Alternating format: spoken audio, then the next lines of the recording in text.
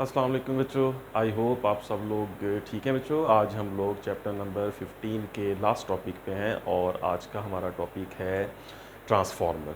Transformer जो है बच्चों, ये हमारे इस चैप्टर का काफ़ी इम्पोर्टेंट टॉपिक है और इसमें एग्जामिनेशन पॉइंट ऑफ व्यू से अगर हम बात करें तो ट्रांसफार्मर जो है ये मोस्टली लॉन्ग क्वेश्चन के तौर पे आता है और लॉन्ग क्वेश्चन के अलावा इसमें से कुछ शॉर्ट क्वेश्चंस एमसीक्यूज़ वगैरह जो है वो काफ़ी पूछे जाते हैं। वो ना सिर्फ हमारे एनुअल एग्जामिनेशन के लिए इंपॉर्टेंट हैं बल्कि वो किसी भी जो कंपैरेटिव एग्ज़ाम होगा ई कैट या एम कैट उसके लिए भी ये बहुत ज़्यादा इंपॉर्टेंट होंगे। तो आज के टॉपिक में जो हम ट्रांसफार्मर को डिटेल में डिस्कस करेंगे और इसकी डेफिनेशन जो है उससे लेकर इसके प्रिंसिपल, इसकी कंस्ट्रक्शन, इसकी वर्किंग और इसकी टाइप्स पे और फिर इसकी पावर आउटपुट के हवाले से और इसकी एफिशिएंसी के हवाले से आज के इस टॉपिक में ये सारी हेडिंग्स जो हैं वो शामिल होंगी। ठीक है बच्चों, आप लोग इस पूरे लेक्चर को एक ही सीटिंग में देखें। इसको आप लोग स्पेयर टाइम करें जब आप लोग बिल्कुल फ्री हों। इस टाइम के लिए 40 to 45 मिनट्स का ये लेक्चर होगा आज का हमारा और इसको मुकम्मल एक सीटिंग में आप लोग देखें और उसको देखते हुए साथ साथ आप लोग इसके नोट्स वगैरह भी बनाएं। ठीक है, और इसके जितने भी अहम पॉइंट्स होंगे उनको नोट करें और उसके बाद फिर अगर आपके माइंड में कोई क्वेश्चंस वगैरह आते हैं तो वो आप लोग लिखें और मुझे जो है वो सेंड करें, कमेंट्स में लिखें या टेक्स्ट मैसेज करें। ठीक है बच्चों, तो हम स्टार्ट करते हैं हमारा आज का टॉपिक और आज का हमारा टॉपिक है ट्रांसफार्मर। तो हेडिंग्स वाइज हम इसको सॉल्व करेंगे। तो सबसे पहली हेडिंग जो हम इसकी बनाएंगे वो है डेफिनेशन। ठीक है बच्चों, तो हम लिखते हैं सबसे पहले डेफिनेशन कि एक ट्रांसफार्मर होता क्या है और फिर स्टेप बाय स्टेप आगे चलते हैं दूसरी डेफिनेशंस पर और इसको सॉल्व करते हैं, अंडरस्टैंड करते हैं। तो जो ट्रांसफार्मर जो है that is an electrical device. तो इसको मैं पहले लिखता हूँ फिर इसको साथ साथ डिस्कस करते हैं। Transformer is an electrical device that is used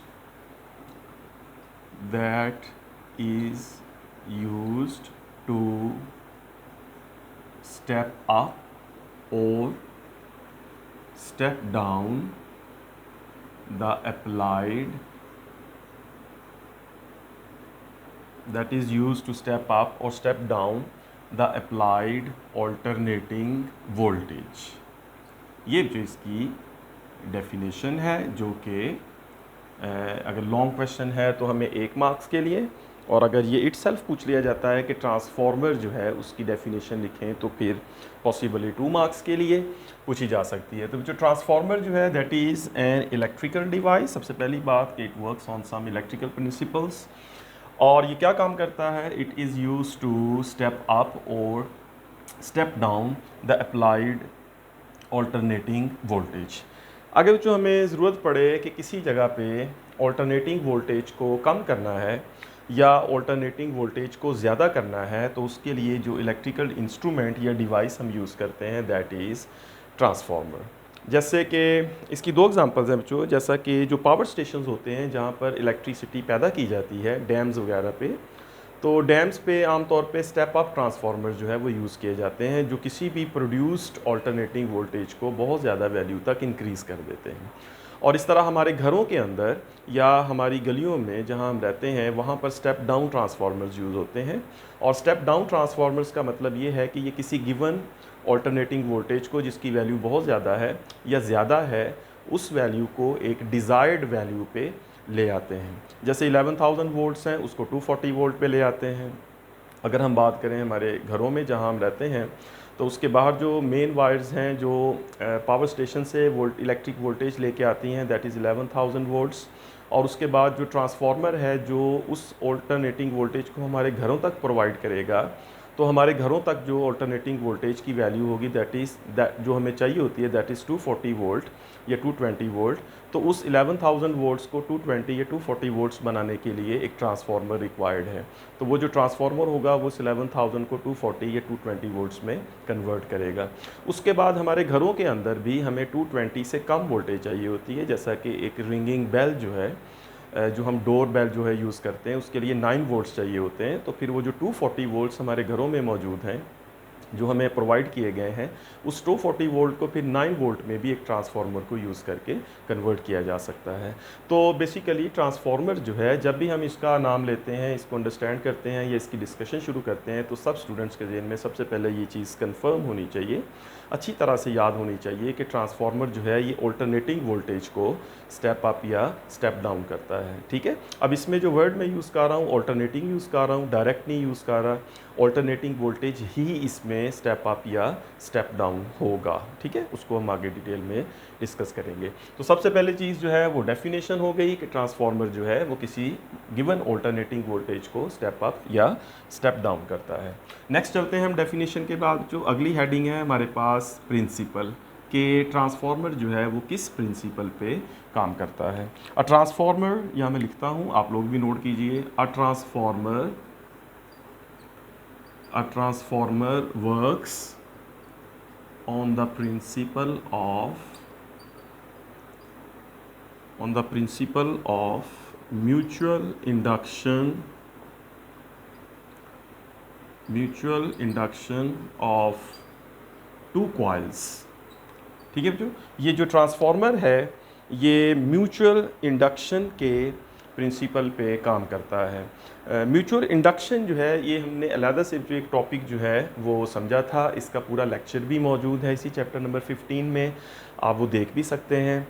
mutual induction जो है ये एक ऐसा फिनोमिना है जो जिसमें दो कॉइल्स हम यूज़ करते हैं और उन दोनों कॉइल्स में एक कॉइल जो है उसमें ऑल्टरनेटिंग करंट देते हैं, वो ऑल्टरनेटिंग करंट चेंज होता है और उस ऑल्टरनेटिंग करंट के चेंज होने की वजह से जो सेकेंडरी कॉइल होती है उसमें फ्लक्स चेंज होता है।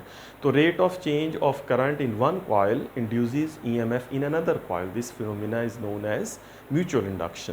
तो बेसिकली ट्रांसफार्मर जो है ये म्यूचुअल इंडक्शन के प्रिंसिपल पे काम करेगा। ठीक है, हम म्यूचुअल इंडक्शन की कुछ अरेंजमेंट बनाएंगे और फिर उसमें देखेंगे कि म्यूचुअल इंडक्शन के फिनोमिना से एक कॉइल के अंदर करंट चेंज करेंगे और दूसरी कॉइल के अंदर ईएमएफ इंड्यूस हो जाएगी। सो इस तरह से एक ट्रांसफार्मर जो है उसका फंक्शन इस तरह से होता है। तो यही जो लाइंस हैं ये इस ट्रांसफार्मर के का प्रिंसिपल कहलाएंगी। ठीक है बच्चों, और इसके बाद हम लोग चलते हैं नेक्स्ट हेडिंग की तरफ हमारे लॉन्ग क्वेश्चन की। तो नेक्स्ट हेडिंग में हमारे पास है कंस्ट्रक्शन, और यानी कि एक ट्रांसफार्मर जो है वो किस तरह से कंस्ट्रक्ट होता है या उस ट्रांसफार्मर के जो की कंपोनेंट्स हैं या जो की पार्ट्स हैं किसी ट्रांसफार्मर के वो क्या हो सकते हैं। तो उसको मैं लिखता हूँ, किसी भी ट्रांसफार्मर में हमारे पास डिफरेंट कंपोनेंट्स होते हैं। फॉर एग्ज़ाम्पल एक ट्रांसफार्मर में हम सॉफ्ट आयरन स्ट्रिप्स यूज़ करते हैं। ठीक है, अभी मैं आपके सामने ये बनाता भी हूँ। सॉफ्ट आयरन स्ट्रिप्स होंगी जिनको हम यूज़ करेंगे, नंबर 1। नंबर 2 हम लोग कॉपर कॉइल्स बनाएंगे, टू कॉपर कॉइल्स जो है ये हम बनाएंगे, और उसके बाद हम लोग कुछ इंसुलेटिंग मटेरियल जो है ये यूज़ करेंगे। ठीक है जी, तो इंसुलेटिंग मटेरियल जैसा कि पेपर है, फॉर एग्ज़ाम्पल प्लास्टिक्स हैं, प्लास्टिक्स होते हैं, और पेपर जो है ये भी इंसुलेटिंग मटेरियल की एग्जांपल में आएगा। तो ये 2-3 चीज़ें जो हैं ये हमें चाहिए किसी भी ट्रांसफार्मर को कंस्ट्रक्ट करने के लिए। अब जो अगर मैं एक ट्रांसफार्मर को कंस्ट्रक्ट करूं इन गिवन मटेरियल से, तो इसमें जो सबसे पहली चीज़ है वो हमारे पास है सॉफ्ट आयरन स्ट्रिप्स। तो यहाँ पर अगर मैं इसकी कंस्ट्रक्शन को ड्रॉ करूँ तो हमारे पास सॉफ्ट आयरन स्ट्रिप्स जो है वो इस तरह से, ये जो फ़र्ज़ करें कि ये मेरे पास ये हम लोग एक बनाते हैं रेक्टेंगुलर स्ट्रिप बनाते हैं। ये मैं आपके सामने ड्रॉ करता हूँ। ये एक रेक्टेंगुलर स्ट्रिप है जो हमें नज़र आ रही है। ये रेक्टेंगुलर स्ट्रिप जो है ये हमने बनाई है सॉफ्ट आयरन मटेरियल से, right. This is soft iron strips. ये सॉफ्ट आयरन इसमें यूज़ किया जाता है, उसकी वजह भी हम देखेंगे। सॉफ्ट आयरन जो है इसमें ये प्रॉपर्टी है कि ये अच्छा मतलब मैग्नेटाइज हो जाता है और इसका जो हिस्टेरेसिस लॉस है वो कम होगा। अभी हम लास्ट पे इसको देखते हैं। तो ये हमारे पास जो सॉफ्ट आयरन स्ट्रिप्स हैं जिसको हमने तह दर तह एक दूसरे के पीछे जो है वो अटैच किया हुआ है, और इसकी एक थिकनेस भी है और कुछ थिकनेस है इसकी, और उस थिकनेस जो है उसको मैं इस तरह शो कर देता हूँ कि इन आयरन स्ट्रिप्स की कुछ थिकनेस है, और वो थिकनेस जो है वो इस तरह से है। यहाँ पे हम इसको इस तरह से जो है वो देख लेते हैं कि ये मतलब इसमें इसकी थिकनेस जो है वो इस तरह से बन जाएगी, राइट। ऐसे करके हम इसकी थिकनेस शो कर देते हैं।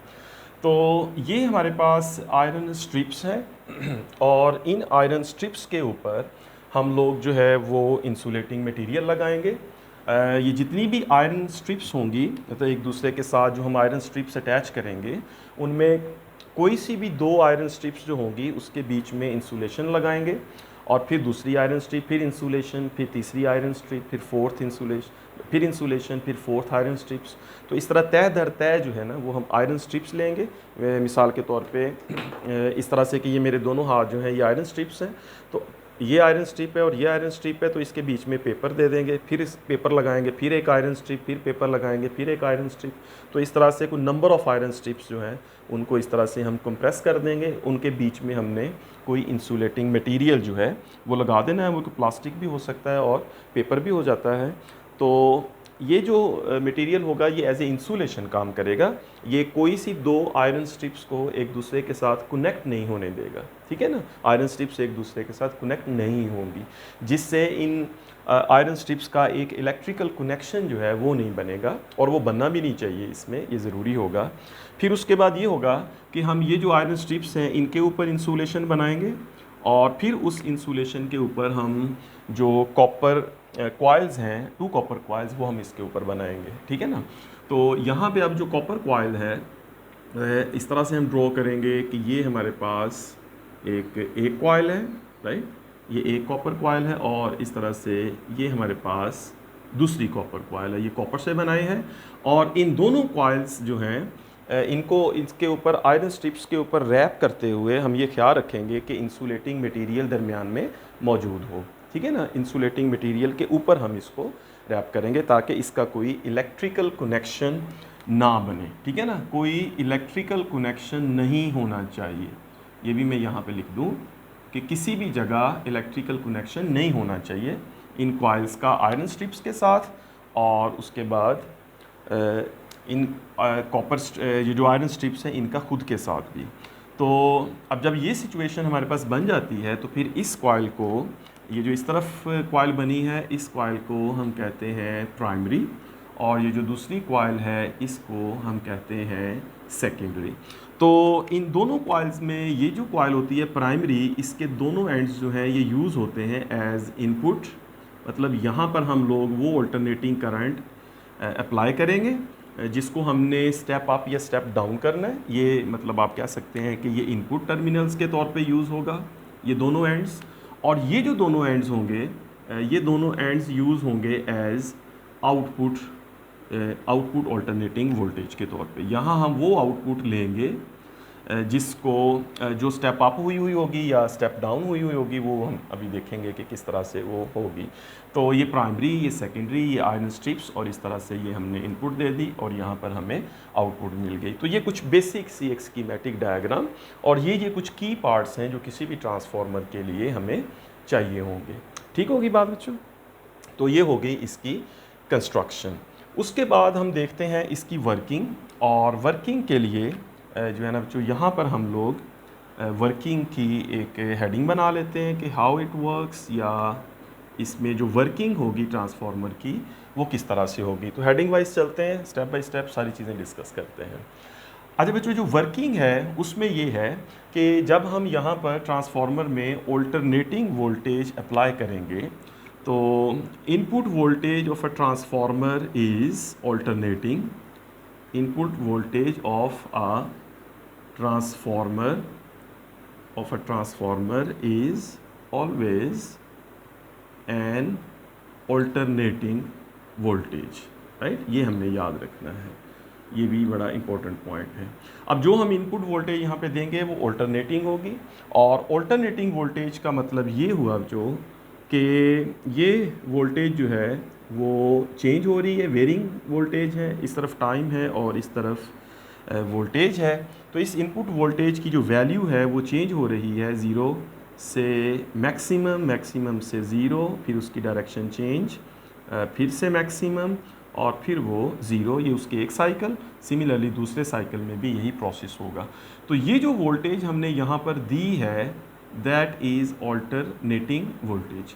अब जो ये होगा कि इस ऑल्टरनेटिंग वोल्टेज की वजह से यहाँ पर एक करंट फ्लो करेगा इस प्राइमरी कॉइल के अंदर, और वो जो करंट होगा that will B alternating current.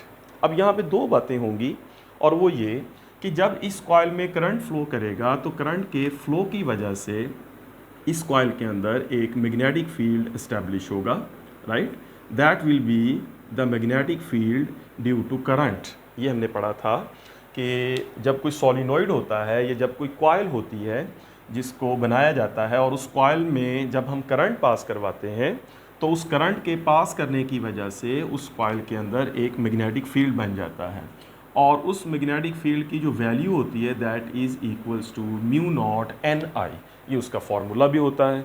ये हमने अलहदा से भी एक टॉपिक पढ़ा था, magnetic field due to a solenoid, और इसको डिस्कस किया था हमने। इंडक्टर में भी हमने इसको डिस्कस किया था। तो ये बेसिकली एक सॉलिनॉइड है, ये जो कॉइल है ये एक इंडक्टर है, और जब इसमें करंट फ्लो करेगा इस सोर्स की वजह से, तो करंट की वजह से जब इसमें एक मैग्नेटिक फील्ड इस्टेब्लिश हो जाएगा, और ये जो मैग्नेटिक फील्ड होगा ये मैग्नेटिक फील्ड इस आयरन स्ट्रिप्स में से होता हुआ इस सेकेंडरी कॉइल के साथ लिंक होगा, राइट। अब ये हमने जो आयरन स्ट्रिप्स यूज़ की थी, ये आयरन स्ट्रिप्स बेसिकली हमने इसीलिए यूज़ की थी कि ये आयरन स्ट्रिप्स इस कॉइल के मैग्नेटिक फील्ड को गाइड करें कि वो मैग्नेटिक फील्ड इस सेकेंडरी कॉइल के साथ भी लिंक्ड हो, राइट। और आयरन जो है इसकी एक बहुत अच्छी प्रॉपर्टी जो है वो ये भी है कि ये किसी मैग्नेटिक फील्ड को अपने अंदर कन्फाइन करता है, यानी ये मैग्नेटिक फील्ड को स्प्रेड नहीं होने देता, ये मैग्नेटिक फील्ड को कन्फाइन करेगा विद इन इटसेल्फ। तो जब इस कॉइल का मैग्नेटिक फील्ड बनेगा करंट के फ्लो की वजह से, तो वो मैग्नेटिक फील्ड इन आयरन स्ट्रिप्स के अंदर कन्फाइंड होगा और वो लिंक करेगा इस सेकेंडरी कॉइल के साथ। तो वो मैग्नेटिक फील्ड इस सेकेंडरी कॉइल में से जो है वो भी पास करेगा, राइट, इस डायरेक्शन में या इस डायरेक्शन में, व्हाटएवर। तो ये इस सेकेंडरी कॉइल में से भी ये मैग्नेटिक फील्ड आयरन स्ट्रिप्स के थ्रू होता हुआ, आयरन स्ट्रिप्स में कन्फाइंड होता हुआ इस सेकेंडरी कॉइल के साथ लिंक होगा, राइट। ये होगा इसमें बेसिक जो इसकी वर्किंग का पार्ट है। अब हम ये देखेंगे जो कि चूँकि इसके अंदर मैग्नेटिक फील्ड है, यहाँ पर एक मैग्नेटिक फील्ड बन गया और वो इस करंट की वजह से बना, इस मैग्नेटिक फील्ड ने चेंज होना है, राइट। सो हम ये लिखते हैं कि मैग्नेटिक फील्ड थ्रू द, ये लाइन मैं लिखता हूँ, magnetic field through the iron strips, through the iron strips and linking with the secondary and linking with the coils, basically ये दोनों coils के साथ ही होगा, linking with the coils is varying, right। ये जो मैग्नेटिक फील्ड है जो इन दोनों coils के साथ लिंक हो रहा है या इसकी वजह से है और इसमें भी लिंक हो रहा है, ये मैग्नेटिक फील्ड वेरिंग है। वेरिंग मीन्स कि ये मैग्नेटिक फील्ड जो है ये चेंजिंग है, ये चेंजिंग मैग्नेटिक फील्ड है, और उस मैग्नेटिक फील्ड के चेंज होने की वजह ये है कि चूँकि ये जो करंट है इस प्राइमरी कॉइल के अंदर, ये करंट चेंज हो रहा है। ये जो करंट है ये ऑल्टरनेटिंग है, और ऑल्टरनेटिंग करंट की जो मैग्नीट्यूड है वो चेंज होती है। इसकी मैग्नीट्यूड जो है वो ज़ीरो होती है, कभी मैक्सिमम होती है और कभी ज़ीरो और फिर मैक्सिमम होती है। वो जो ये जो मैग्नेटिक फील्ड होगा जो लिंक कर रहा है, जो डिपेंड करता है करंट पर, राइट। तो magnetic field depends on current, और करंट चूँकि चेंज होता है तो इसलिए ये मैग्नेटिक फील्ड भी चेंज होगा, और मैग्नेटिक फील्ड में चेंज होने की वजह से फ्लक्स चेंज होगा। अब देखें यहाँ पे ये है कि सिचुएशन ये है कि एक हमारे पास है B is equal to mu naught N I. अब यहाँ पर जो I है बच्चों दैट इज़ चेंजिंग, और लेट्स से कि ये जो I है that is zero, at one moment this I is zero, तो इसका मतलब ये होगा कि जो B है वो ज़ीरो होगा। Eight other moment I becomes maximum, right, change होता है। तो उस मोमेंट पे जब I मैक्सिमम हो जाएगा तो फिर जो मैग्नेटिक फील्ड होगा वो भी मैक्सिमम हो जाएगा। So when I becomes maximum, B becomes, magnetic field becomes maximum, when I is zero, B is zero. तो इसका रिजल्ट क्या निकलेगा? तो इस चीज़ का जो रिजल्ट निकलता है कि magnetic field is changing, right. So magnetic field is changing. अब इस मैग्नेटिक फील्ड में जो चेंज है उसका फिर एक रिज़ल्ट जो है वो हमें मिलेगा, और वो रिज़ल्ट इस तरह मिलेगा कि हमारे पास जो फ्लक्स होता है that is equals to B dot A. ये हमने पढ़ा है कि जो फ्लक्स है that is B dot A, और फ्लक्स अगर बी डॉट ए है तो ये दो चीज़ें हैं जिसमें बी है और ए है। अब यहाँ पर जो बी है वो तो चेंजिंग है, राइट। अब बी तो यहाँ चेंज हो रहा है, तो बी के चेंज होने की वजह से तो we have a situation when flux is changing. तो अब हमारे पास ऐसी सिचुएशन बन गई जिसमें इस कॉइल का, प्राइमरी का और सेकेंडरी दोनों कॉइल्स का जो फ्लक्स है वो चेंज हो रहा है, राइट। और फैराडे लॉ के मुताबिक जब फ्लक्स चेंज होता है किसी कॉइल में तो फ्लक्स के चेंज की वजह से इंड्यूस्ड ईएमएफ आती है। तो वो जो इंड्यूस्ड ईएमएफ इस कॉइल में भी होगी और वो इंड्यूस्ड ईएमएफ इस कॉइल में भी होगी सेकेंडरी में। जो ईएमएफ सेकेंडरी में इंड्यूस होगी that will be used as output, और जो प्राइमरी में पैदा होगी that will be used as input EMF, right. So input EMF भी होगी और हमारे पास आउटपुट ईएमएफ भी होगी, और वो दोनों ईएमएफ जो होंगी that will be due to rate of change of flux. मतलब हम कहेंगे कि वहाँ पर जो फिनोमिना हो रहा है वो फिनोमिना है rate of change of flux का, ठीक है जी। तो अब हम इस वर्किंग को आगे बढ़ाते हैं। तो जो मैं यहाँ पे लिखता हूँ फ्रॉम फैराडेज लॉ, राइट। अब चेंजिंग फ्लक्स है तो फिर फैराडेज लॉ तो आएगा, from Faraday's law of electromagnetic induction, ठीक है जी, ये हमने पढ़ा है। तो EMF induced in primary, right. मैं ये हेडिंग बनाया मतलब लिखता हूँ, कंटिन्यू करता हूँ, EMF induced in primary. Primary coil में जो ईएमएफ इंड्यूस्ड होगी वो क्या होगी, that will be EMF induced in primary that is equals to negative N P into delta phi over delta T. ये मैथमेटिकल एक्सप्रेशन हमें फैराडे लॉ से मिलता है, जो हमें फैराडे लॉ में पढ़ा था, that is EMF induced in primary is equal to negative N P delta phi over delta T. इस एक्सप्रेशन में जो ये वाली साइड है left side epsilon P that means EMF induced in primary, और ये जो राइट साइड है यहाँ पर जो एन है that is for number of turns, और जो साथ पी लिखा है that means number of turns in primary, और लिखा है delta phi over delta T that means rate of change of flux of primary. अब हम ये कहते हैं कि ये जो प्राइमरी कॉइल हमने यूज़ की है, let's say that primary coil has negligible resistance. If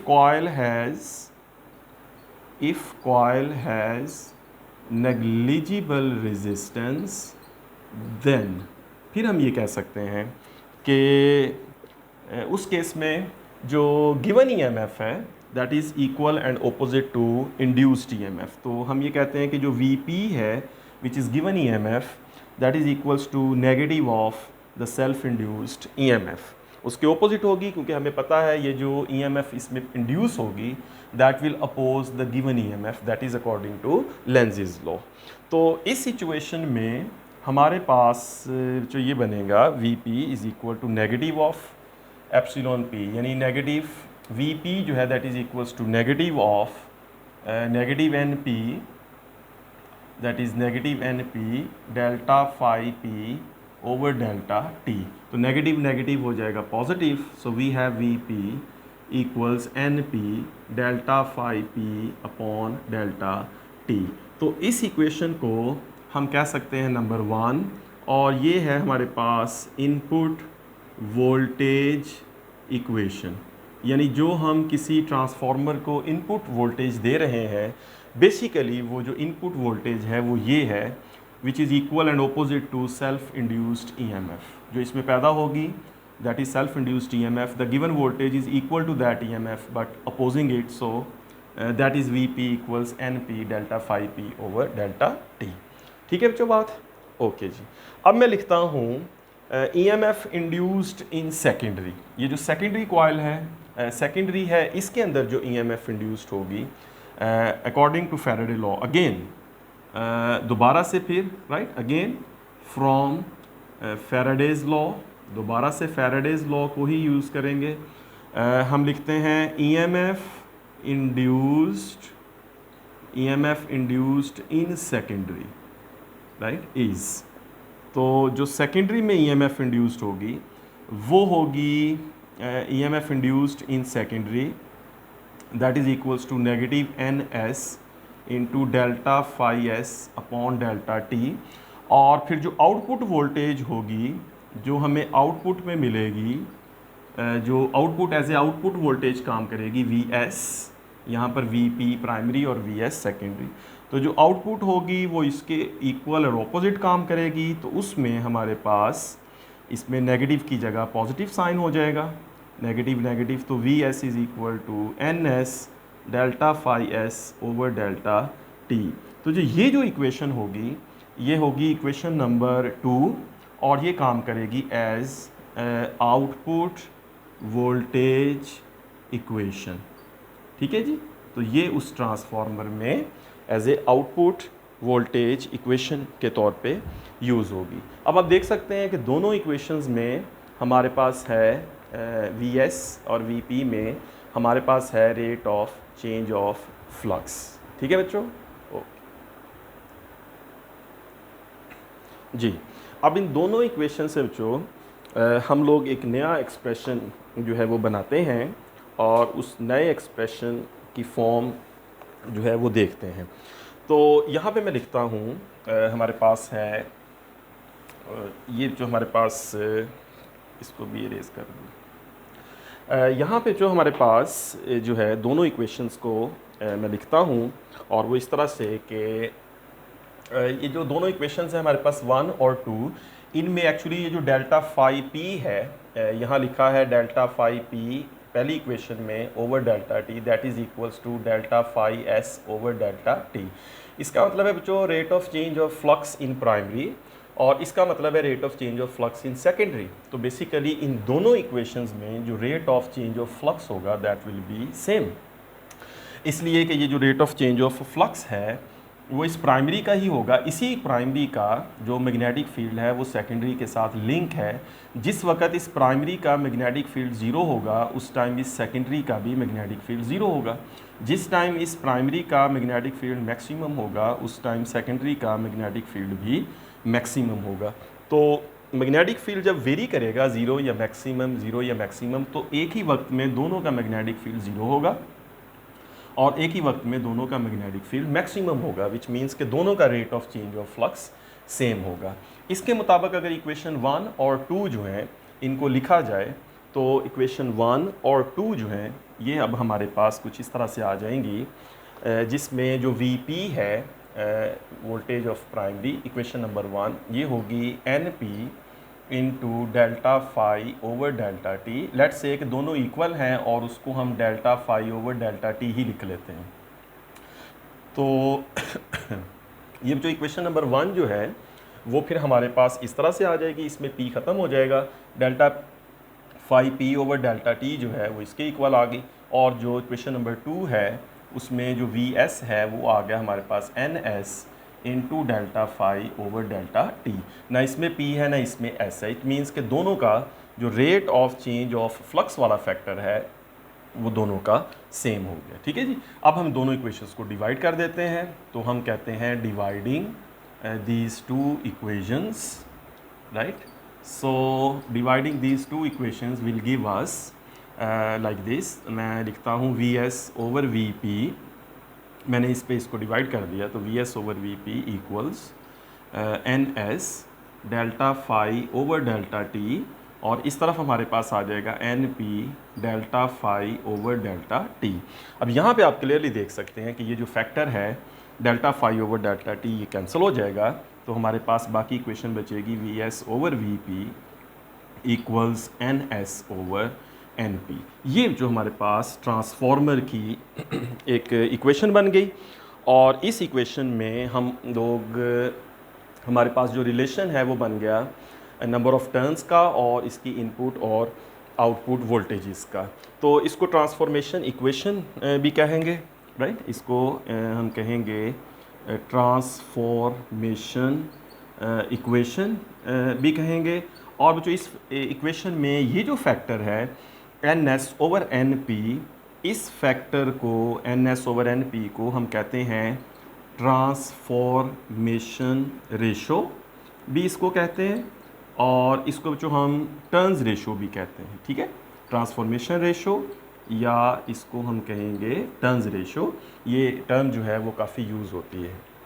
तो NS/NP इस ट्रांसफॉर्मेशन रेशो और टर्न्स रेशो। इस इक्वेशन से अब यहाँ पे जो हम टाइप्स ऑफ ट्रांसफॉर्मर जो है वो डिफ़ाइन कर सकते हैं, ठीक है। तो टाइप्स ऑफ ट्रांसफॉर्मर हम यहाँ से डिफ़ाइन करते हैं और बताते हैं कि ट्रांसफॉर्मर की दो टाइप्स हैं, एक स्टेप अप है और दूसरा स्टेप डाउन है, वो हम यहाँ से बता सकते हैं। तो नेक्स्ट हेडिंग जो है वो हम डिफ़ाइन करते हैं, यहाँ पे लिखते हैं टाइप्स ऑफ ट्रांसफॉर्मर, ठीक है। और उसमें फिर जो हम कहते हैं स्टेप अप ट्रांसफॉर्मर, ये हम हेडिंग बना लेते हैं। स्टेप अप ट्रांसफॉर्मर में हम ये कहेंगे, ये जो हमारे पास इक्वेशन है जो कि है NS/NP, इस ट्रांसफॉर्मेशन इक्वेशन को हम यूज़ करते हैं VS/VP। स्टेप अप ट्रांसफार्मर जो वो ट्रांसफार्मर होता है जो आउटपुट वोल्टेज ज़्यादा होता है, ज़्यादा देता है, और जिसमें इनपुट वोल्टेज कम होती है। ये सिंपल कह लें कि ऐसा ट्रांसफार्मर जिसमें VS जो है वो VP से ज़्यादा होता है, वोल्टेज ऑफ सेकेंडरी जो है वो प्राइमरी की वोल्टेज से ज़्यादा होती है। तो इस रिलेशन के मुताबिक कि सेकेंडरी की वोल्टेज प्राइमरी से ज़्यादा होती है, तो इस इक्वेशन में जो चेंज आएगी वो ये होगी कि now NS/NP must be greater than 1। अब देखिए, जब ये VS की वैल्यू जो है सेकेंडरी की वोल्टेज की वैल्यू प्राइमरी की वोल्टेज की वैल्यू से ज़्यादा होगी, तो इस फैक्टर को डिवाइड करके इसका आंसर हमेशा ग्रेटर देन 1 होगा, right. So value of VS is greater than value of VP, the answer is always greater than 1, जिसका मतलब ये है कि NS is greater than NP and that means कि number of turns of secondary must be greater than number of turns of primary. तो यहाँ से हमें हिंट मिला कि एक स्टेप अप ट्रांसफार्मर हम किस तरह के ट्रांसफार्मर को कहेंगे, या यहाँ से हम ये डिफाइन कर सकते हैं कि एक स्टेप अप ट्रांसफार्मर हम कैसे ट्रांसफार्मर को कहेंगे। According to this relation, a step up transformer has number of turns of secondary greater than number of turns of primary. ये भी हम कह सकते हैं यहाँ पर एग्जामिनेशन पॉइंट ऑफ व्यू से। और बच्चों हम ये भी कह सकते हैं इस रिलेशन से कि स्टेप अप ट्रांसफार्मर ऐसा ट्रांसफार्मर होता है जिसकी टर्न्स रेशियो जो है दैट इज़ ग्रेटर देन 1। अब ये जो NS/NP है, इसको वर्ड्स में भी लिखा जा सकता है कि जिसकी ट्रांसफॉर्मेशन रेशियो जो है वो ग्रेटर देन 1 हो किसी ट्रांसफार्मर की, या किसी ट्रांसफार्मर की जो टर्न्स रेशियो है वो ग्रेटर देन 1 हो, तो उस ट्रांसफार्मर को हम स्टेप अप ट्रांसफार्मर कहेंगे। ठीक है बच्चों, ये वाली सिचुएशन आपको यहाँ से समझ आ गई। ठीक, अब इसको मैं रेस करता हूँ और यहाँ पर हम बात करते हैं दूसरी टाइप की। ठीक है जी, इसको यहाँ से रेस करते हैं। अब दूसरी हेडिंग जो यहाँ पे हम लिखते हैं स्टेप डाउन ट्रांसफार्मर।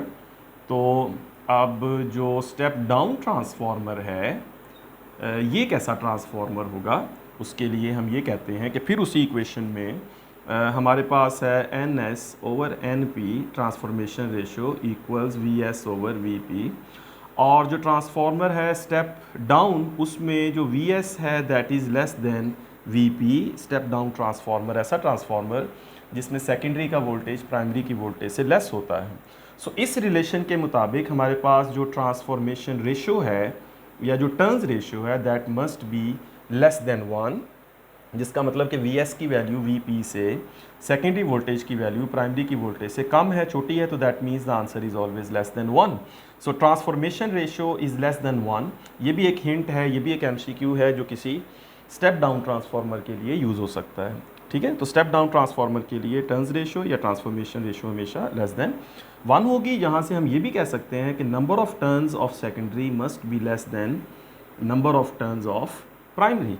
तो प्राइमरी के टर्न्स ज़्यादा होंगे और सेकेंडरी के जो टर्न्स हैं वो कम होंगे। तो ये ऐसा ट्रांसफार्मर है स्टेप डाउन जिसमें सेकेंडरी के वोल्टेज कम कर दिए जाएं और प्राइमरी के ऑटोमेटिकली ज़्यादा हैं, तो फिर ऐसे ट्रांसफार्मर को हम कहेंगे स्टेप डाउन ट्रांसफार्मर। तो बेसिकली जो आपने देखा कि ट्रांसफार्मर में जो वोल्टेज को कम करना या ज़्यादा करना वो कंट्रोल किया जाता है सेकेंडरी और प्राइमरी के नंबर ऑफ़ टर्न्स से। अगर हम सेकेंडरी के नंबर ऑफ़ टर्न्स को ज़्यादा कर दें प्राइमरी से, उसकी रेशो ज़्यादा हो जाए, तो फिर वो स्टेप अप ट्रांसफार्मर बन जाता है। और अगर सेकेंडरी के नंबर ऑफ़ टर्न्स प्राइमरी के नंबर ऑफ़ टर्न्स से कम हो जाएं, तो उस ट्रांसफार्मर को हम स्टेप डाउन ट्रांसफार्मर कह देते हैं, वो वोल्टेज को कम कर देता है। तो दैट इज़ सिंपल रूल कि किसी भी ट्रांसफार्मर में जो स्टेप अप या स्टेप डाउन का जो प्रोसेस है वोल्टेज का, वो ट्रांसफॉर्मेशन रेशो से कंट्रोल होता है। ये की पॉइंट आप याद रख सकते हैं। ट्रांसफॉर्मेशन रेशो यानी NS/NP से कंट्रोल होता है, या टर्न्स रेशो से कंट्रोल होता है। If turns ratio is greater than 1 या transformation ratio is greater than 1, that is step up transformer.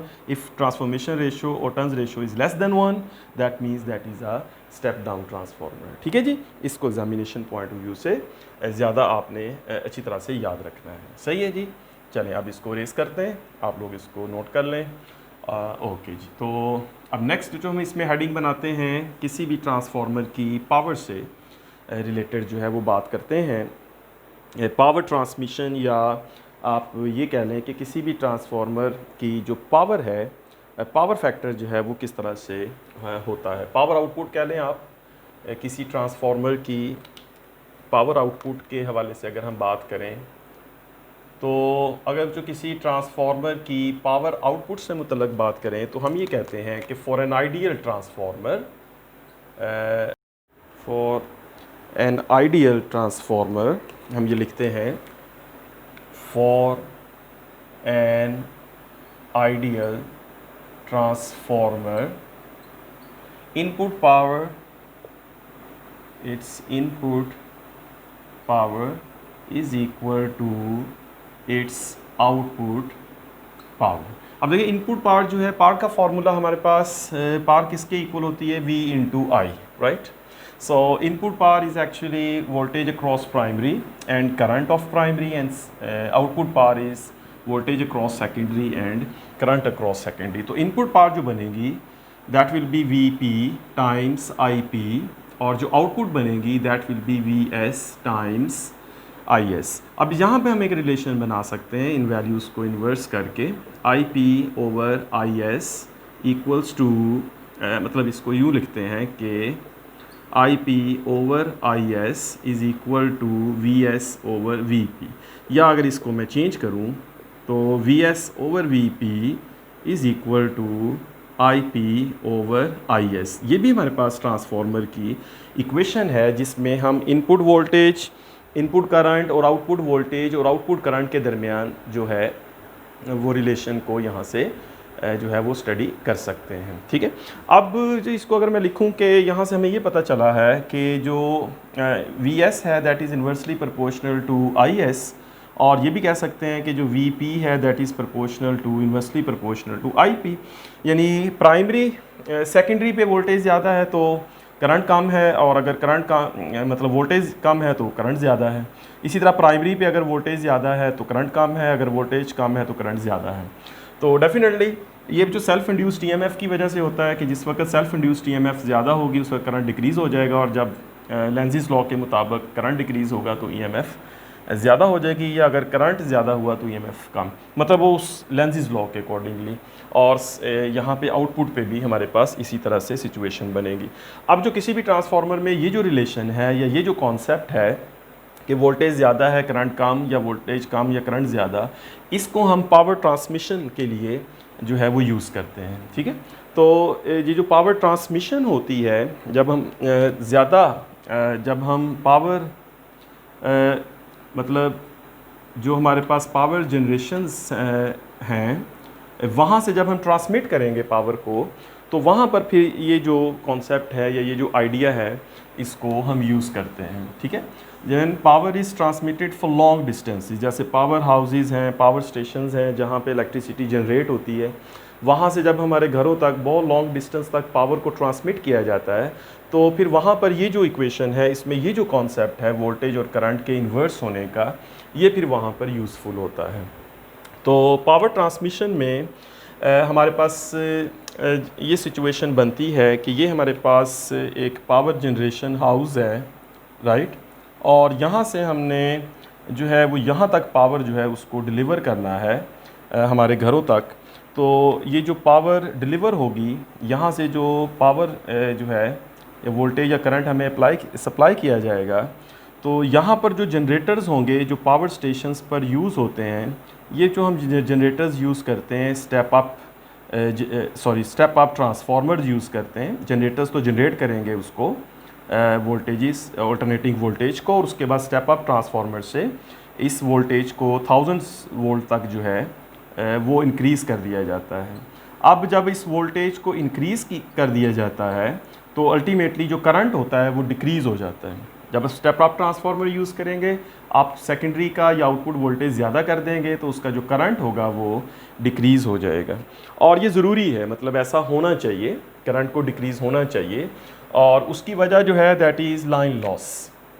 ये हम कह सकते हैं कि लाइन लॉस को कम करने के लिए, ये जो आप जानते हैं कि जब किसी वायर में से करंट पास करता है, फ़र्ज़ करें ये एक वायर है, इसकी लेंथ L है, जब इस वायर में से करंट पास करेगा I, तो इस वायर में हीटिंग इफ़ेक्ट से जो ये होगा कि हीटिंग इफ़ेक्ट होगा, हीट पैदा होगी, और हीटिंग इफ़ेक्ट से जो है वो एनर्जी लॉस होगा, right.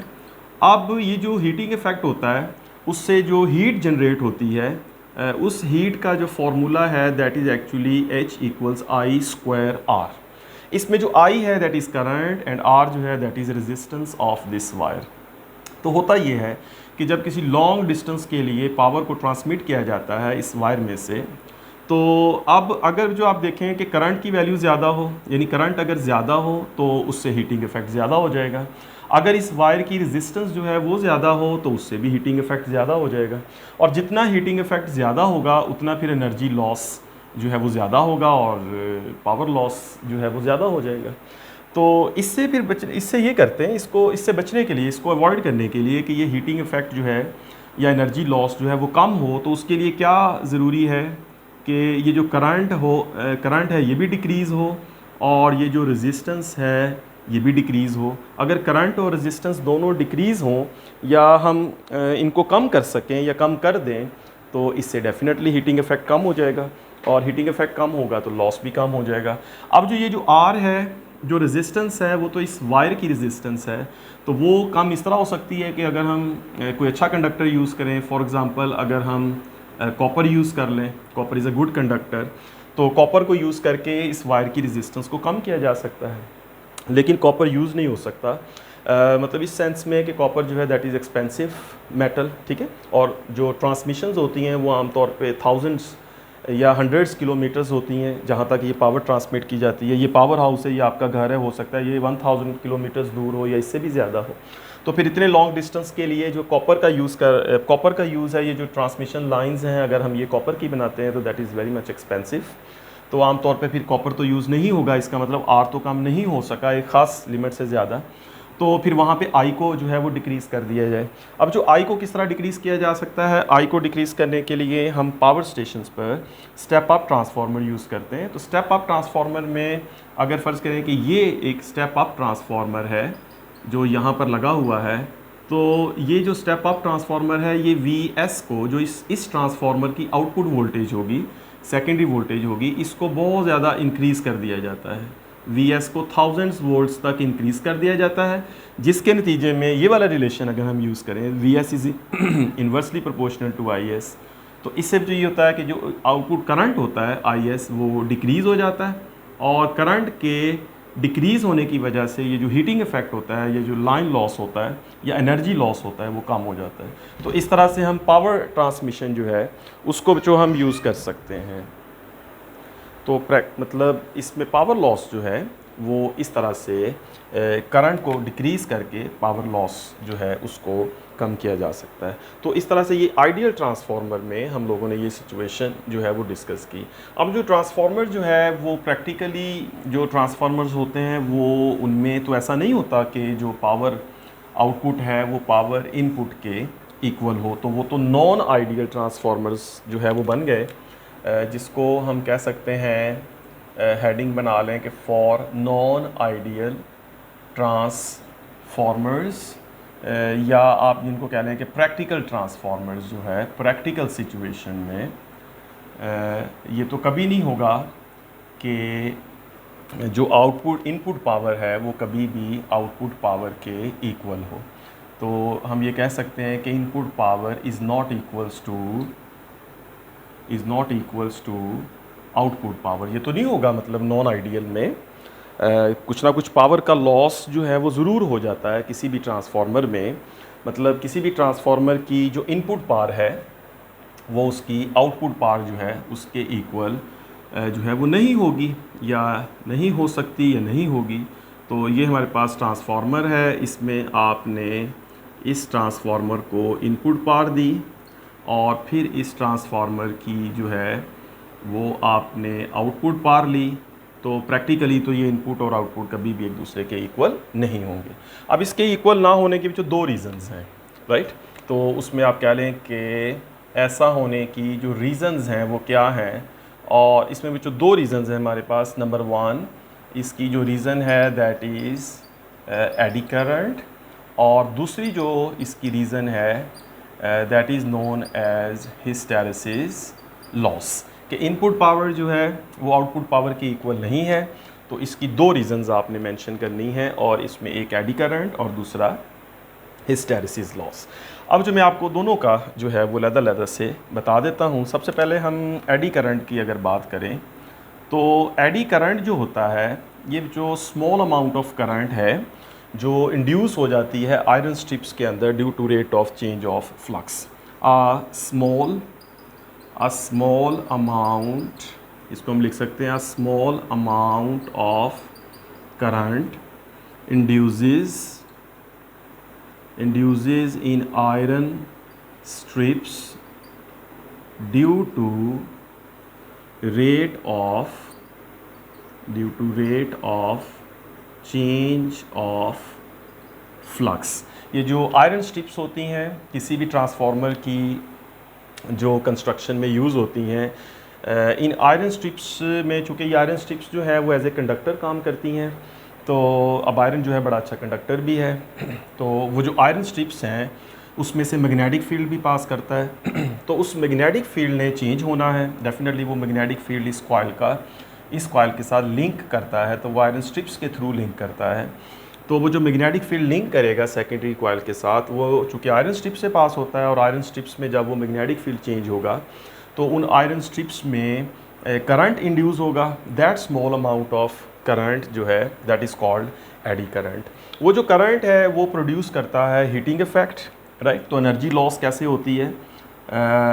Heating effect due to eddy current losses energy, ठीक है। वो जो हीट पैदा होगी जो कि इस एडी करंट की वजह से आयरन स्ट्रिप्स में होगी, that small amount of heat is actually the loss in energy. ये वो लॉस है, ये वो हीट एनर्जी है जो लॉस होगी, या ये वो हीट एनर्जी है जो इस इनपुट पावर को आउटपुट पावर जो है उसके इक्वल नहीं होने देती। तो इसमें यही है, इससे कम, इसको कैसे कम किया जा सकता है, इसमें यही है कि मतलब जो आयरन स्ट्रिप्स हमने यूज़ की हैं किसी भी ट्रांसफार्मर में, तो ट्रांसफार्मर के अंदर जो आयरन स्ट्रिप्स हैं उनके बीच में आप जो है वो इंसुलेशन करें। दो आयरन स्ट्रिप्स एक दूसरे के साथ कनेक्ट नहीं होनी चाहिए, ताकि एक स्ट्रिप का करंट दूसरी स्ट्रिप के में मतलब मूव ना कर सके, जिसकी वजह से रिजल्टेंट करंट ज़्यादा हो। तो हर दो आयरन स्ट्रिप्स के बीच में जो है वो एक इंसुलेशन शीट लगाई जाए ताकि रिजल्टेंट एडी करंट जो है वो ज़्यादा ना हो। तो यही इससे जो है इसका एक इससे बच सकते हैं, या एडी करंट को इस तरह से कम कर सकते हैं, ठीक है। और दूसरा जो इफ़ेक्ट है दैट इज़ हिस्टैरिसीस लॉस। तो ये जो हिस्टैरिसीस लॉस है ये है continuous magnetization and demagnetization of iron core, right. इसको आप कह लें कि continuous magnetisation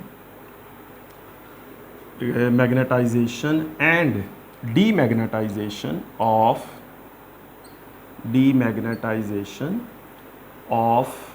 iron cores, right. अब ये कह लें कि आयरन कोर जो है, यही आयरन कोर ये चूँकि मैग्नेटाइज होगी मैग्नेटिक फील्ड की वजह से, इस प्राइमरी के मैग्नेटिक फील्ड ने चूँकि आयरन स्ट्रिप्स में से पास होना है, तो ये जो आयरन स्ट्रिप्स हैं ये कॉन्टीन्यूसली मैग्नेटाइज होते हैं और फिर डीमैग्नेटाइज होती हैं, क्योंकि इसमें ये अल्टरनेटिंग करंट है, इसकी डायरेक्शन भी चेंज होती है, मैग्नेटिक फील्ड की डायरेक्शन भी चेंज होती है। तो जब ये मैग्नेटिक फील्ड एक डायरेक्शन में होगा तो ये एक तरफ को मैग्नेटाइज होंगी, फिर जब इसकी करंट की डायरेक्शन मैग्नेटिक फील्ड की डायरेक्शन रिवर्स होगी तो फिर ये डीमैग्नेटाइज होंगे। तो small amount of energy is used when iron cores becomes magnetized and then it becomes goes to demagnetized. तो ये जो आयरन स्ट्रिप्स हैं इनकी मैग्नेटाइजेशन और डीमैग्नेटाइजेशन का जो प्रोसेस है वो होता है, तो उस प्रोसेस में ये जो एनर्जी लॉस होता है that is called hysteresis loss. तो ये जो दोनों लॉसेस हैं, ये जो इन दोनों लॉसेस की वजह से इनपुट पावर जो है किसी भी ट्रांसफार्मर की वो आउटपुट पावर के इक्वल नहीं होती। इस वजह से ये नॉन आइडियल ट्रांसफार्मर या एक प्रैक्टिकल ट्रांसफार्मर, अगर हम इन दोनों लॉसेस को कम कर दें या ज़ीरो कर दें तो we are moving more closer to an ideal transformer. ठीक है, तो किसी भी ट्रांसफार्मर के अंदर ये सिचुएशन। अब अगर आप कहें कि हिस्टैरिसीस लॉस कैसे कम होगा, तो हिस्टैरिसीस लॉस जो है वो इस तरह कम होगा कि आप कोई ऐसा मटेरियल यूज़ करें जिसकी हिस्टैरिसीस जो एनर्जी है वो कम हो। ऑलरेडी हम लोग आयरन स्ट्रिप्स यूज़ कर रहे हैं, विच मीन्स कि हम लोग ऐसा मटेरियल यूज़ कर रहे हैं जिसके हिस्टैरिसीस लूप का जो एरिया है वो ऑलरेडी स्मॉल है। हिस्टैरिसीस लूप मीन्स कि मतलब ऐसा लूप जो एनर्जी को शो करता है, मतलब अगर ये लूप एरिया ज़्यादा हो तो इसका मतलब है कि वो ऐसा मटेरियल है जिसको मैग्नेटाइज या डीमैग्नेटाइज होने के लिए ज़्यादा एनर्जी चाहिए, राइट। मतलब अगर हम यहाँ पर अगर मैं आपके सामने एक हिस्टैरिसीस लूप जो है वो ड्रॉ करता हूँ, तो दैट मीन्स ये लूप जो है ये एक ग्राफ है, इस तरह से एक लूप बन जाएगा। और अगर फ़र्ज़ करें कि इस तरह से मैं एक लूप बनाता हूँ, तो ये जो लूप है ये स्टील के लिए है और लेट्स से ये जो लूप है आयरन के लिए है। हम ये देखते हैं कि स्टील के लिए इस लूप का एरिया ज़्यादा है और आयरन के लिए इस लूप का एरिया कम है। तो यहाँ से हमें ये इन्फॉर्मेशन मिलती है कि आयरन जो है that needs less energy to become magnetized and demagnetized, जबकि स्टील जो है that needs more energy to become a magnetized material और एंड देन टू डीमैग्नेटाइज। तो आयरन स्ट्रिप्स जो हैं या ये जो किसी भी ट्रांसफार्मर में जो कोर स्ट्रिप्स होती हैं वो हम ऐसे मटेरियल्स की बनाते हैं जिसका हिस्टैरिसीस लूप एरिया, राइट। ये अब क्या है, ये हमारे पास है हिस्टैरिसीस लूप, और ऐसा मटेरियल यूज़ करेंगे जिसके लिए हिस्टैरिसीस लूप एरिया स्मॉल हो। तो वो ऑलरेडी हम लोग जो है वो कर रहे हैं, दैट आर आयरन स्ट्रिप्स जो है वो इसलिए यूज़ करते हैं क्योंकि इसका हिस्टैरिसीस लूप एरिया स्मॉल होता है। ठीक है बच्चों, तो इस वजह से तो इस तरह मिनिमाइज़ करके एडी करंट के लॉस को मिनिमाइज़ करके और हिस्टैरिसीस लूप जो है हिस्टैरिसीस लॉस को कम करके हम एक नॉन आइडियल ट्रांसफार्मर को एक आइडियल ट्रांसफार्मर की तरफ ले जा सकते हैं या उसको बना सकते हैं। ठीक है बच्चों, तो ये वाली हेडिंग भी हमारी कंप्लीट हुई। अब हम चलते हैं लास्ट हेडिंग की तरफ, और वो है बच्चों एफिशिएंसी ऑफ ट्रांसफार्मर। अगर हम किसी ट्रांसफार्मर की एफिशिएंसी को फाइंड करना चाहें तो वो हम कैलकुलेट कर सकते हैं, और जो उसमें हमारे पास हेडिंग है हमारे पास वो जो आप लिख लें, that is efficiency of a transformer, right. तो किसी भी ट्रांसफार्मर की एफिशिएंसी को कैलकुलेट किया जा सकता है और उसके लिए हमें आउटपुट और इनपुट पावर का पता होना चाहिए। तो हम ये लिखते हैं कि efficiency of a transformer is actually equals to output power over input power, और इसको मल्टीप्लाई करते हैं 100 से। तो इस तरह से हमारे पास इस फार्मूला को यूज़ करते हुए हम किसी भी ट्रांसफार्मर की जो एफिशिएंसी है उसको कैलकुलेट कर सकते हैं। ठीक है, और एफिशिएंसी जो है उसको यूँ भी लिख सकते हैं, एफिशिएंसी के लिए ई लिख सकते हैं, दैट इज़ पावर आउट और उसके बाद पावर इनपुट मल्टीप्लाइज 100। इस तरह से भी इस फार्मूला से हम कर सकते हैं। आउटपुट पावर फाइंड करें, इनपुट पावर फाइंड करें, 100 से मल्टीप्लाई करें, you will get efficiency of transformer in percentage. ठीक है बच्चों, अब ये है कि कुछ ऐसे मेथड्स हैं, ऐसे पॉइंट्स हैं जिनसे हम एफिशिएंसी को इम्प्रूव कर सकते हैं। तो वो भी मैं यहाँ पे लिख देता हूँ कि उसकी हेडिंग हम बना लेते हैं इम्प्रूवमेंट ऑफ एफिशिएंसी, या आप यूँ कह लें कि इम्प्रूवमेंट ऑफ एफिशिएंसी। किसी ट्रांसफार्मर की एफिशिएंसी को किस तरह से इम्प्रूव किया जा सकता है। तो उसमें जो हमारे पास डिफरेंट पॉइंट्स हैं, जैसा कि पॉइंट नंबर 1 है वो ये है कि यूजिंग अ लैमिनेटेड कोर, अगर हम लैमिनेटेड कोर कर लें यूजिंग, ये आप लोग भी नोट कर लें, यूजिंग आ लैमिनेटेड कोर, हम ट्रांसफार्मर की कोर इस तरह बनाएं, लैमिनेट करें उसको, इंसुलेट करें, to decrease the eddy current, to decrease the eddy current.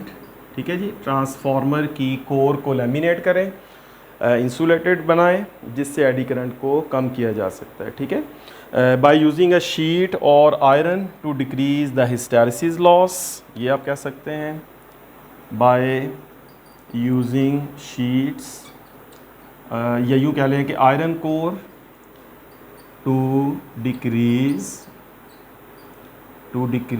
The hysteresis loss. अगर आप हिस्टैरिसीस लॉस को कम कर सकते हैं तो इससे भी जो है वो एफिशिएंसी इम्प्रूव होगी। और प्राइमरी और सेकेंडरी कॉइल उस मटेरियल की बनाएं जिसकी रेजिस्टेंस जो है वो कम हो। नंबर 3 पॉइंट्स जो है वो ये बनाएं। नंबर 3, कीपिंग द रेजिस्टेंस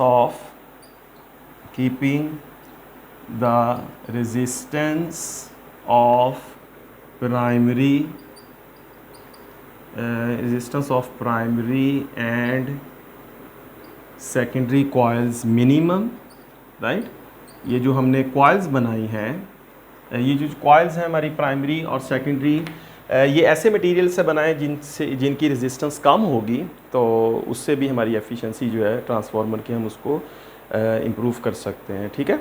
और नंबर 4 पे हम ये कह सकते हैं कि ये जो प्राइमरी और सेकेंडरी कॉइल्स हैं इनको इस तरह से मतलब कि अरेंज करेंगे जिससे फ्लक्स कपलिंग मैक्सिमम होगी। ठीक है जी। तो हम कहेंगे arranging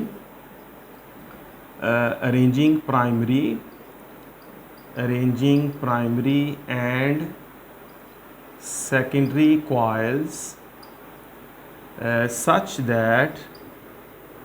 such that flux coupling is maximum, right? Flux coupling is maximum, right? ये भी पॉइंट नोट करें कि हमने प्राइमरी और सेकेंडरी कॉइल को इस तरह से लिंक बनाना है एक दूसरे के साथ जिससे इन दोनों का जो फ्लक्स कपलिंग है या इसका जो फ्लक्स है वो सेकेंडरी के साथ जो है वो ज़्यादा अच्छा कनेक्ट हो सके। उसके लिए इसको आप एक दूसरे के करीब कर दें, बीच में यहाँ पे इंसुलेशन रखें, राइट। तो यहाँ पर भी इंसुलेशन लगाएं और इन दोनों कॉइल्स को एक दूसरे के करीब रखें जिससे इस कॉइल का जो फ्लक्स है वो इस कॉइल तक अच्छी तरह से लिंक हो सके। तो ये अगर हम 4 पॉइंट्स जो है इनको मतलब देखते हैं और इस तरह से अरेंजमेंट करते हैं ट्रांसफार्मर की, तो इससे ट्रांसफार्मर की जो एफिशिएंसी है वो इम्प्रूव होगी। ठीक है जी। लैमिनेटेड कोर यूज़ करनी है और लैमिनेटेड कोर यूज़ करने का मतलब है कि एडी करंट कम हो जाएगा और आयरन स्ट्रिप्स यूज़ करेंगे, हिस्टैरिसीस लॉस कम हो जाएगा, रेजिस्टेंस को कम रखेंगे तो भी करंट ज़्यादा हो जाएगा। प्राइमरी और सेकेंडरी के जो फ्लक्स कपलिंग है उसको मैक्सिमम रखेंगे ताकि ज़्यादा फ्लक्स उसके साथ लिंक हो और फ्लक्स लीकेज कम हो। ठीक है। ये भी हम कह सकते हैं कि लो फ्लक्स लीकेज, इसको हम यूँ भी मेंशन कर सकते हैं, लो फ्लक्स लीकेज। तो आयरन को यूज़ करके ये भी जो है फ्लक्स लीकेज भी कम हो जाता है, मतलब फ्लक्स जो है वो मैक्सिमम कन्फाइंड रहता है उसके अंदर और फिर वो सेकेंडरी के साथ लिंक करता है। ठीक है। तो यहाँ पर आप लोगों का ये जो हमारा टॉपिक है ट्रांसफार्मर ये यहाँ पे कंप्लीट हुआ। ये जो हमने इस पूरे टॉपिक को ट्रांसफार्मर को हमने एक डिटेल्ड और लॉन्ग क्वेश्चन के तौर पे देखा कि आप लोग इसको किस तरह से प्रिपेयर कर सकते हैं। अगर आप इन्हीं हेडिंग्स के अंदर जो मैंने लिखी हैं, डेफिनेशन लिखी, प्रिंसिपल लिखा, कंस्ट्रक्शन लिखी, वर्किंग लिखी और वर्किंग के बाद स्टेप अप और step down types of transformer लिखी। ठीक है। उसके बाद फिर पावर आउटपुट देखी, उसमें फिर आइडियल ट्रांसफार्मर की कंडीशन देखी, उसमें पावर ट्रांसमिशन आ गई, फिर उसके बाद हमने नॉन आइडियल ट्रांसफार्मर लिया, उसमें फिर लॉसेस आ गए, दोनों लॉसेस क्या होते हैं, किस तरह से कंट्रोल, और लास्ट पर एफिशिएंसी क्या होती है ट्रांसफार्मर की और वो किस तरह से इम्प्रूव हो सकती है।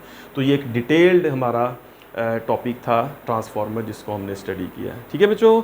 तो आई होप कि आप लोगों को इस टॉपिक की अच्छी सी समझ आ गई है और आप लोग इस टॉपिक को अच्छा सा प्रिपेयर करेंगे लॉन्ग के लिए। और इसके अलावा इसमें जितने भी MCQs या शॉर्ट क्वेश्चन जो है वो पूछे जा सकते हैं। फॉर एग्जांपल ये भी क्वेश्चन पूछा जा सकता है, how to improve the efficiency of a transformer, तो फिर आप ये वाले चारों पॉइंट्स लिख सकते हैं।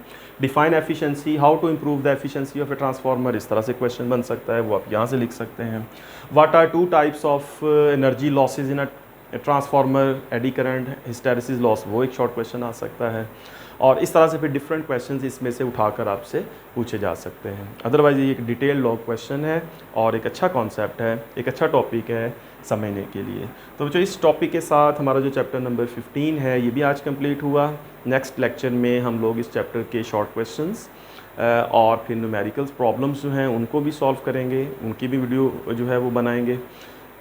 उसके बाद नेक्स्ट हम स्टार्ट करेंगे ऑल्टरनेटिंग करंट। बहरहाल इस टॉपिक में जो अगर आप लोगों के कुछ क्वेश्चंस हैं जो आप पूछना चाहते हैं तो वो कमेंट सेक्शन में लिख दें या मुझे टेक्स्ट कर दें, मैं उसका आंसर आप लोगों को दे दूंगा। ठीक है जी, तो इसको अच्छा सा प्रिपेयर करें और आप अपने फ्रेंड्स के साथ इस लेक्चर को शेयर करें, जो आपके क्लासमेट्स हैं, जो आपके मतलब बैचमेट हैं, जो सेम टॉपिक समझना चाहते हैं, उनके साथ शेयर करें इसको, ताकि वो भी इसको अंडरस्टैंड करें और इसमें से अगर कुछ नहीं समझ आता तो वो भी डेफिनेटली पूछें। तो चैप्टर नंबर 15 लेक्चर नंबर 13 आज कंप्लीट हुआ। तो जो आपसे मिलते हैं नेक्स्ट लेक्चर में, and that will be the short answer questions, और उसमें फिर से एक दफ़ा हम इस चैप्टर के तमाम जो क्वेश्चंस आंसर्स हैं उनको लेकर डिस्कस करेंगे। ऑलराइट बच्चों, तो अपना ख्याल रखें और इसको अच्छा सा आप लोग प्रिपेयर करते रहें। मिलते हैं आपसे नेक्स्ट लेक्चर में। टेक केयर, अल्लाह हाफिज़।